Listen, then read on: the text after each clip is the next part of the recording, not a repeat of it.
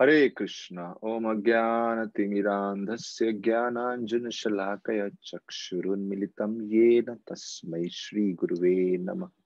नमः ओम विष्णुपादाय कृष्णपृष्ठाय भूतले श्रीमते भक्तिवेदांत स्वामिनिति नामिने। नमस्ते सारस्वते देवे गौरवाणी प्रचारिणे निर्विशेष शून्यवादी पाश्चात्यादेशतारिणे। जय श्री कृष्ण चैतन्य प्रभु नित्यानंद श्री अद्वैत गदाधर श्रीवासादि गौर भक्त वृंदा। हरे कृष्णा कृष्ण कृष्ण हरे हरे, हरे राम राम राम हरे हरे। श्री रामचंद्र भगवान की जय। किस प्रकार से श्री रामचंद्र जी ने अहल्या का उद्धार किया। अहल्या वो कन्या थी जो ब्रह्मा जी के मन से उत्पन्न हुई थी और जिनका विवाह गौतम ऋषि से हुआ, क्योंकि गौतम ऋषि ने गौ माता की परिक्रमा करके अहल्या को जीत लिया। और बाद में इंद्र कैसे अहल्या को प्राप्त करने के लिए बहुत ही ऑब्सेसिव हो गए और बहुत ही गलत तरीके का, अनैतिकता से, अधार्मिक तरीके से अहल्या को प्राप्त करने की कोशिश की, जिसकी वजह से अहल्या को शाप दिया गया। इसी कथा में आगे चलते हुए राम जी ने अहल्या का उद्धार किया और पूरा गौतम ऋषि का आश्रम था फिर से समृद्ध हो गया, फिर से बहुत सुंदर बन गया।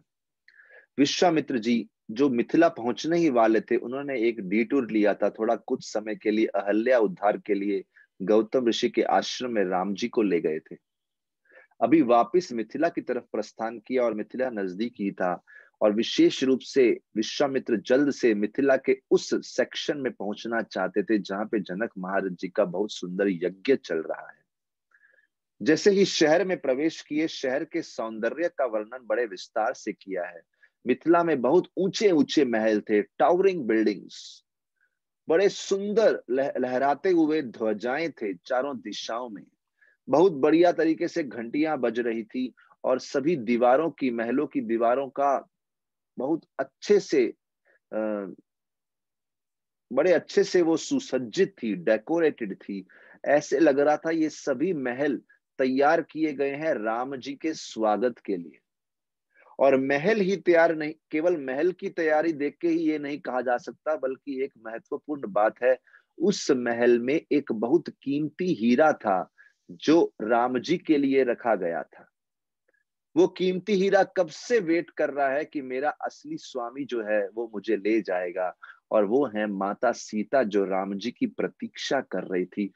केवल राम ही हैं जो इस हीरे को प्राप्त करने के लिए योग्य है। ऐसा कीमती अद्भुत हीरा है। राम और लक्ष्मण तभी विश्वामित्र जी के साथ पूरे मिथिला नगरी का दर्शन करने के लिए विस्तार से भ्रमण करते हैं और बड़े ही आश्चर्यचकित हक्के बक्के रह जाते हैं मिथिला के ऐश्वर्य और सजावट को देख के। पूरा उत्सव का वातावरण है। बोलते हैं जाते घूमते घूमते वो मिथिला के सबसे सुंदर क्षेत्र में पहुंचते हैं और मिथिला का सबसे सुंदर क्षेत्र क्या था? सीता जी का महल। तो सबसे सुंदर था सीता जी का महल। वो जो क्षेत्र था मिथिला का बहुत सुंदर, जनक महाराज की सबसे बड़ी जो पुत्री हुई, बोलते हैं ऐसा सौंदर्य का प्रतीक था। और सीता जी स्वयं में सबसे कीमती हीरा थी मिथिला की। जो भी सीता जी को देखते, वो एक बार देखते तो अपनी नजर सीता जी के सौंदर्य से नहीं हटा पाते। मनुष्य लोग अपनी आंखों को दोष देते कि हमारी आंखें झपकती क्यों है, why do our eyes blink. क्योंकि एक क्षण के लिए भी जो इंटरप्शन आता है, रुकावट आती है सीता जी के दर्शन में, वो बहुत दुखमय प्रतीत होती है, बहुत कष्टदायक प्रतीत होती है। तो जहां साधारण मनुष्य अपनी आंखों के झपकने को दोष देता, देवता लोग दोष देते कि हमारी केवल दो आंखें क्यों हैं। क्योंकि दो आंखें कम पड़ती हैं सीता के सौंदर्य का पान करने के लिए। ऐसा कोमल सौंदर्य था, अद्भुत सौंदर्य था माता सीता का। जिस प्रकार से विश्वामित्र जी राम और लक्ष्मण से पूरा शहर में भ्रमण कर रहे थे मिथिला जी के, तभी एक ऐसे क्षेत्र में आए जब राम जी महल के नीचे से जा रहे हैं और सीता जी ऊपर महल के ऊपर विराजमान है। और राम की नजर सीता पे पड़ी और सीता जी की नजर राम जी पे पड़ी। और मानो जैसे ही उनकी नजर एक दूसरे पे पड़ी, पूर्ण रूप से they got locked into each other, अपनी आंखों से पूर्ण रूप से, बोले कुछ क्षण के तो मानो उनके हृदय की धड़कन रुक गई, सब कुछ साइलेंस हो गया। मानो सीता के लिए राम और राम के लिए सीता के अलावा पूरी दुनिया में और कुछ एग्जिस्ट ही नहीं करता, पूरी दुनिया रुक गई हो। वो एक दूसरे के प्रति बहुत लंबे समय तक देखते रहे, मानो ऐसा लग रहा था उनके हृदय उनके आंखों से, नेत्रों से निकल के एक दूसरे का आलिंगन करना चाहते हैं। वो एक दूसरे से कुछ बातचीत नहीं कर रहे थे, कुछ बोल नहीं रहे थे, लेकिन नेत्रों के द्वारा ही बहुत सारी बातचीत हो गई। ऐसे गहरी भावनाओं का एक्सचेंज, आदान प्रदान हो गया केवल उस कुछ क्षणों में, जब सीता और राम ने पहली बार इस लीला में एक दूसरे को देखा। पहली बार सीता जी सोच रही हैं कि समझ में आ रहा है कि असली सौंदर्य क्या है, और राम जी सोच रहे हैं पहली बार सीता जी को देख के कि असली सौंदर्य क्या है। मानो राम ने, सीता जी ने जो राम जी की छवि है, धनुष धारण किए हुए हैं, शक्तिशाली उनका शरीर है, अपने मजबूत कंधों पे धनुष धारण किए हैं। सीता ने उस छवि को, उस इमेज को मानो अपने चित्त में प्रिंट कर लिया, और राम जी सीता जी की छवि देख रहे हैं और उनकी इमेज को मानो राम जी के हृदय में परमानेंट प्रिंट हो गई, छप गई, छाप पड़ गई। और ये पहली बार था जब राम जी ने विश्वामित्र से कुछ प्रश्न नहीं पूछा, मानो सीता जी को देखते ही राम जी के सारे प्रश्न उत्तर हो गए। वो सीता जी के बारे में मानो सब कुछ जानते थे। नहीं तो हर बारी राम जी कुछ ना कुछ प्रश्न पूछते थे कि ये गुफा क्या है, ये आश्रम क्या है, ये पेड़ क्या है, ये वन क्या है, ये व्यक्ति कौन है, लेकिन सीता जी के बारे में कुछ प्रश्न नहीं पूछा। उसके बाद राम और सीता शहर में वापस आ गए। पूरा शहर पूर्ण रूप से मग्न था उत्सव मनाने में, कहीं अतिथियों का स्वागत करने में, ऋषियों का स्वागत करने में। हर जगह बहुत धूमधाम से बहुत शोर हो रहा था, उत्सवमय वातावरण। लेकिन राम पूर्ण रूप से सीता के सौंदर्य में खोए हुए थे, और सीता जी राम के सौंदर्य में। जैसे ही जनक महाराज को मालूम चला विश्वामित्र जी आए हैं, जनक महाराज भागे हुए आए, और जनक महाराज अपने साथ सतानंद ऋषि को लेके आए और कहीं और ऋषियों को भी लेके आए, और जनक महाराज के बहुत सारे अनुयायी भी साथ में आए स्वागत करने के लिए। क्योंकि जब विश्वामित्र मिथिला नगरी में आए थे, तो वहां पे एक पीपल वृक्ष के नीचे उन्होंने अपना निवास स्थान बनाया था। जनक महाराज उनका स्वागत करने के लिए सतानंद, जो उनके हेड प्रीस्ट थे, उनके प्रमुख ऋषि थे जनक महाराज जी के, सतानंद जी, उनको लेके आए।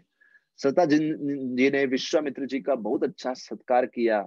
विश्वामित्र जी ने राजा से उनका हालचाल पूछा, और जनक महाराज सोच रहे थे विश्वामित्र का आगमन होना।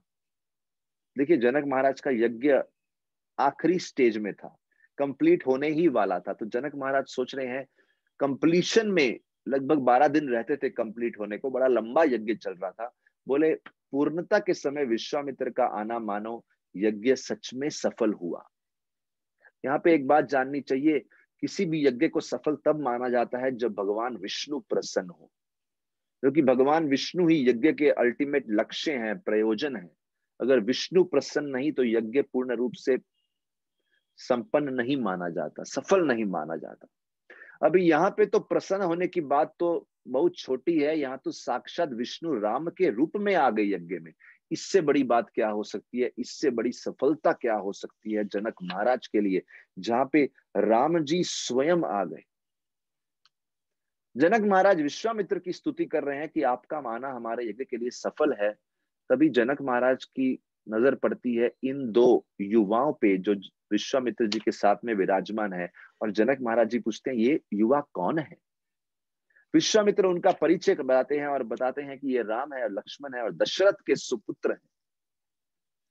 जनक महाराज तभी कनेक्ट करते हैं, बोले हाँ, हम पुत्र कामेष्टि यज्ञ में गए थे, वहां पे हमें इनविटेशन आया था, और जब इनविटेशन आया था समझा कि अरे ये वो बालक हैं जो जो दशरथ महाराज के पुत्र हैं, जो उस यज्ञ के बल पे प्राप्त हुए।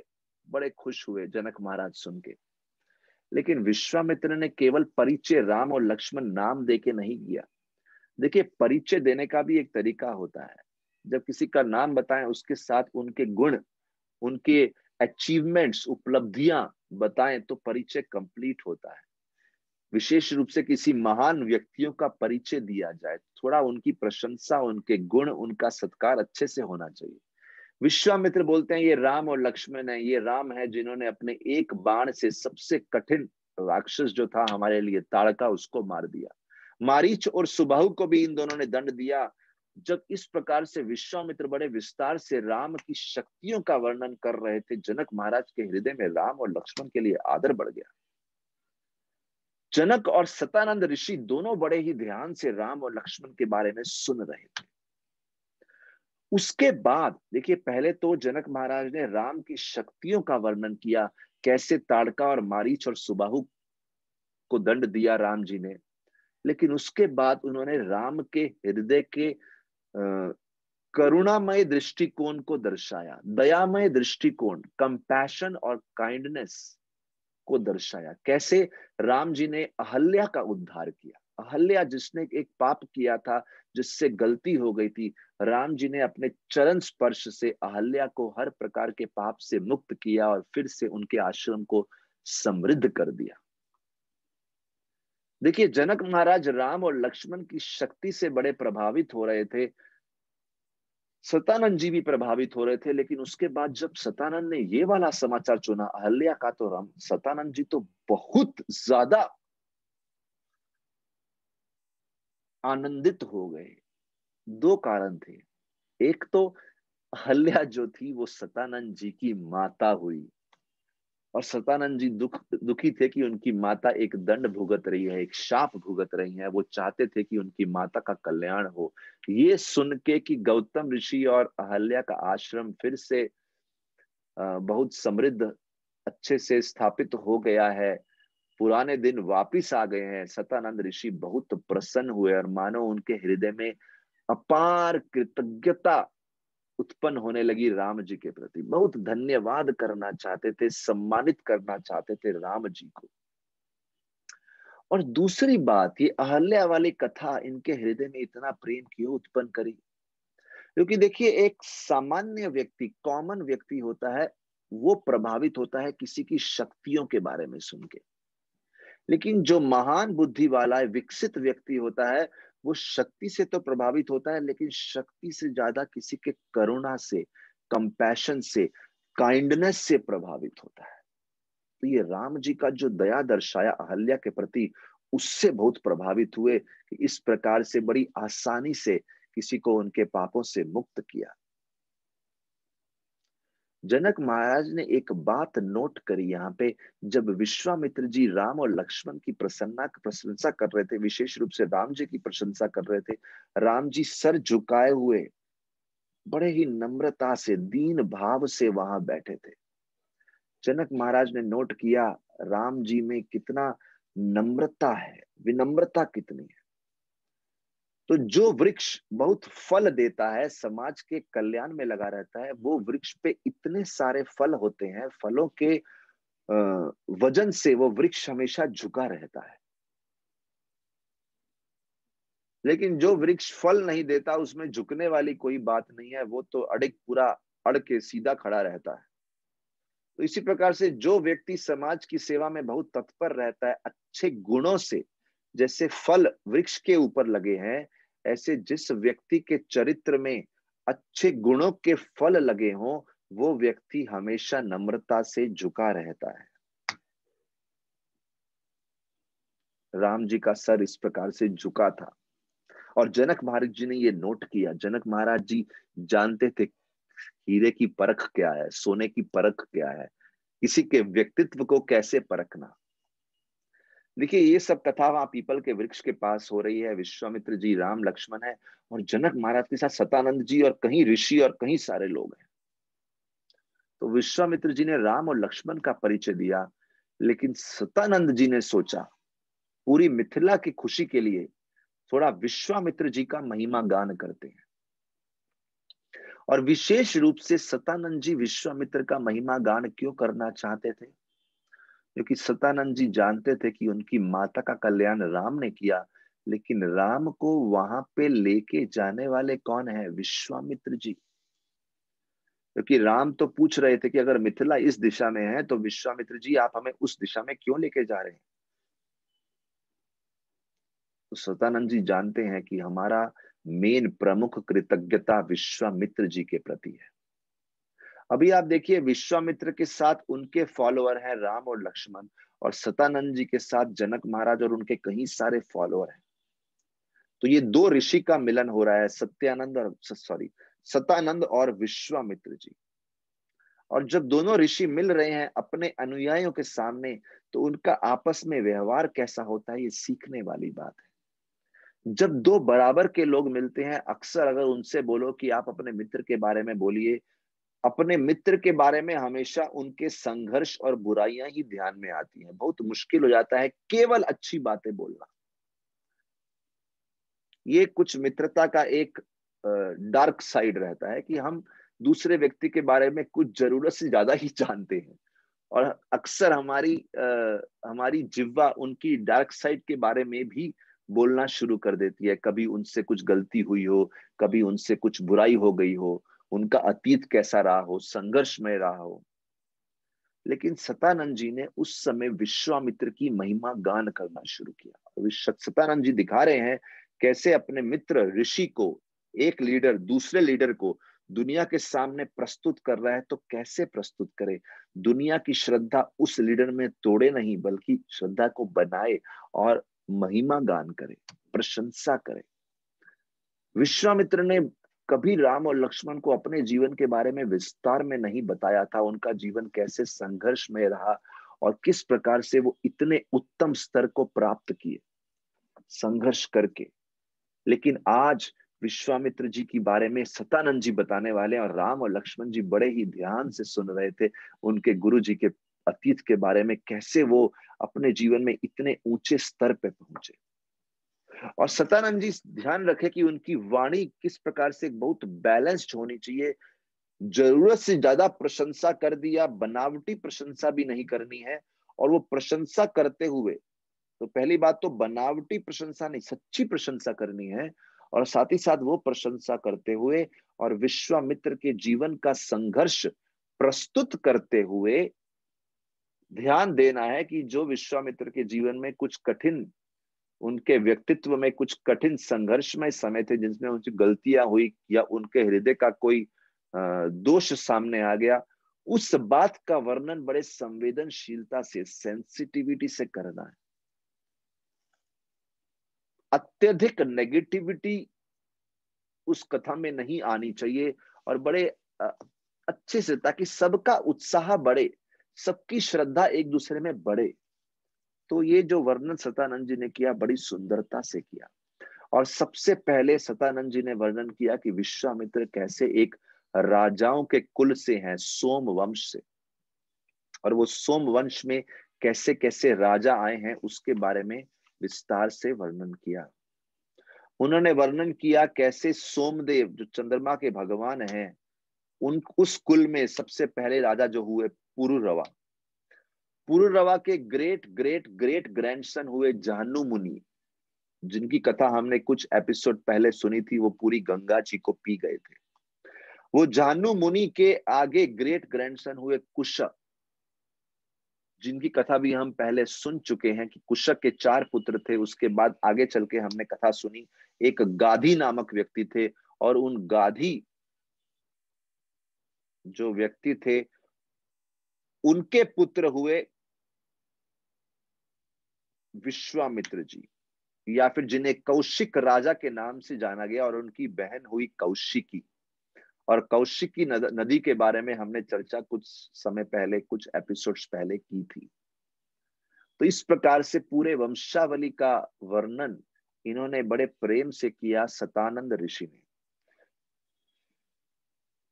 साथ ही साथ इस राजकुल का वर्णन करते हुए उन्होंने बताया कि विश्वामित्र कौशिक राजा के रूप में बहुत अच्छे से अपने पूर्वजों के पद चिन्हों पे चलते हुए बड़े अच्छे से राज कर रहे थे और राज्य की रक्षा कर रहे थे, और समय समय पे अपने राज्य में भ्रमण करते, राज्य की व्यवस्थापन को देखने के लिए, और कभी कभी शिकार पे भी जाते, वनों की गहराई में। और इसी प्रकार से एक दिन की बात है जब महाराज कौशिक शिकार के लिए गए, वन में भ्रमण कर रहे थे अपनी सेनाओं के साथ। उनके 100 पुत्र थे और साथ ही साथ उनके हजारों अनुयायी थे। शिकार करते हुए वो एक आश्रम में पहुंचे। जब आश्रम में पहुंचे तो वर्णन आता है, उस आश्रम के सरल वातावरण को देख के बड़े आश्चर्यचकित हुए। सोचने लगे कोई तो ऋषि हैं जो बहुत गरीब हैं, उनके पास धन नहीं है, बहुत ही कम लोग हैं। जब मालूम चला ये आश्रम किसका है, मालूम चला ये तो वशिष्ठ ऋषि का है, जो बहुत बड़े ब्रह्म ऋषि हैं।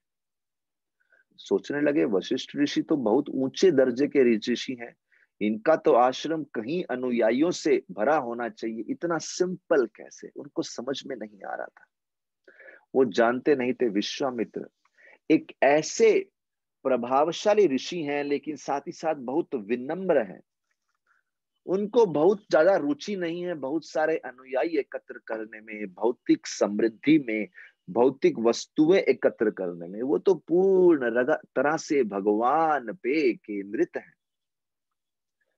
विश्वामित्र जी तभी, जैसे ही राजा विश्वामित्र कौशिक उस समय आए, तो वशिष्ठ ऋषि वहां पे विराजमान थे और विश्वामित्र ने ऋषि का सम्मान किया। वशिष्ठ ने उनको आशीर्वाद दिया। वशिष्ठ ने बोला, अभी आप यहाँ पे आए हैं तो हम आपकी पूरी सेना की सेवा करना चाहेंगे, आपका जितना भी टीम है सबकी सेवा करना चाहेंगे। विश्वामित्र सोच रहे थे मन में। देखिए यहाँ पे एक शिक्षा आती है कि हम किसी को बाहरी रूप से देख के जज कर लेते हैं। हम कभी कभी समझ नहीं पाते कि इस व्यक्ति में क्या शक्तियां हो सकती हैं। What can be the potential powers. आज दिख नहीं रहे वो शक्तियां, लेकिन इस व्यक्ति में क्या पोटेंशियल है, कभी कभी हम समझ नहीं पाते। ये सोच रहे हैं वशिष्ठ तो इतने गरीब हैं, क्या सेवा करेंगे। विश्वामित्र ने बोला, नहीं नहीं, हमें, कौशिक ने बोला, हमें कोई सेवा की जरूरत नहीं। हम तो आपके कुछ सुमधुर शब्दों से ही प्रसन्न हो गए, आपके आशीर्वाद से प्रसन्न हो गए, इससे ज्यादा हमें कुछ नहीं चाहिए। लेकिन वशिष्ठ वैदिक संस्कृति में निपुण है, उनके लिए आतिथ्य, अतिथि सत्कार बहुत इंपॉर्टेंट है। और क्योंकि उनके लिए अतिथि सत्कार बहुत इंपॉर्टेंट है, उन्होंने सोच लिया कि मैं तो सेवा करूंगा। और उन्होंने बोला राजा को कि मैं आपकी सेवा जरूर करूंगा। राजा बोले, ठीक है, अभी आप इतना बोल रहे हैं तो करिए, लेकिन मेरे साथ मेरे 100 पुत्र हैं और हजारों अनुयायी हैं। विश्वामित्र ने थोड़ा भी सोचा नहीं कि क्या खिलाएंगे। सोच रहे थे ये तो क्या खिलाएंगे, पता नहीं क्या अर्पण करेंगे।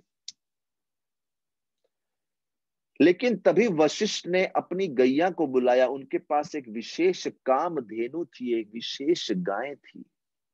उनको बुलाया और उनको विनंती किया कि ये राजा और उनके सैनिकों के लिए एक विशाल फीस्ट का, एक बहुत ही बढ़िया प्रसाद का, व्यंजनों का आयोजन किया जाए। बोलते हैं देखते ही देखते, अभी इस गाय का नाम था शबला। और ये शबला गाय कोई ऑर्डिनरी गाय नहीं थी, ये वशिष्ठ जी को भगवान विष्णु से मिली थी पर्सनली। जब इन्होंने व्यंजन एकत्र करने, प्रोड्यूस करने शुरू किए, बोले लाइन लग गई। हर एक के पास कम से कम 100 से ऊपर व्यंजन थे खाने के लिए।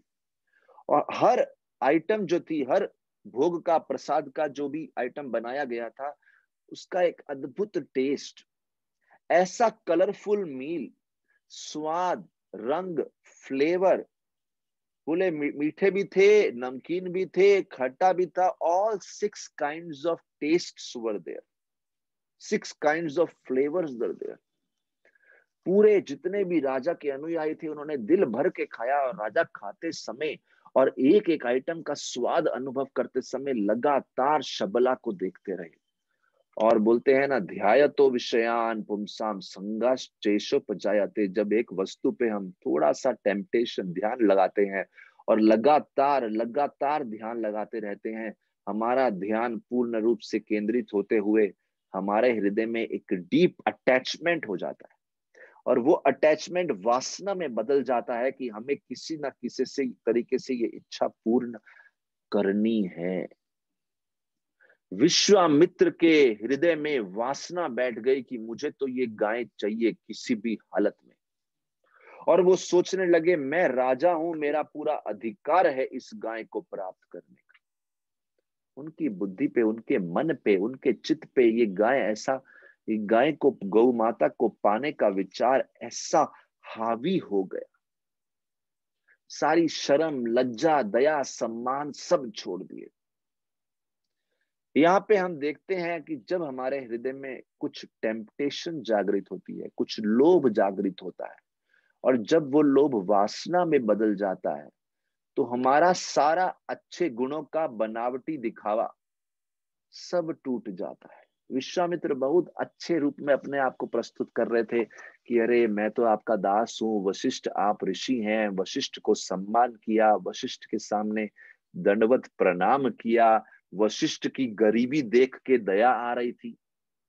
लेकिन जैसे ही उन्होंने वशिष्ठ का दूसरा रूप देखा कि वशिष्ठ के पास तो बहुत समृद्धि है, तो ये जो राजा के अंदर दया भाव था, करुणा भाव था, ऋषि पे तरस खा रहे थे, वो राजा के अंदर एक ऐसा राक्षस जाग उठा कि मुझे तो चाहिए ही चाहिए। लेकिन वशिष्ठ, सतानंद ऐसा कुछ नहीं बोल रहे कि अरे अंदर राक्षस जाग उठा, ये हो गया। सतानंद सिर्फ ये बोल रहे हैं कि तब कौशिक राजा के अंदर एक तीव्र इच्छा जाग उठी ये प्राप्त करने की, और वो फैक्ट्स बता रहे हैं कैसे कौशिक राजा के हृदय में धीरे धीरे जीवन में कैसे परिवर्तन आया और इतने ऊंचे स्तर को प्राप्त किए। तो यहाँ पे हम देख रहे हैं कौशिक राजा ऐसे पागल हो गए कि मैं तो एक गाय चाहिए ही चाहिए, और एक बहुत ही सुंदर वार्तालाप, तर्क वितर्क, एक प्रकार का युद्ध प्रारंभ हो गया वशिष्ठ की गाय में और कौशिक में। इसका चर्चा हम कल के एपिसोड में करेंगे। बहुत बहुत धन्यवाद। हरे कृष्णा। गौ माता की जय। श्री रामचंद्र भगवान की जय। श्रील प्रभुपाद की जय। बोलिए हरे कृष्णा कृष्ण कृष्ण हरे हरे, हरे राम राम राम हरे हरे।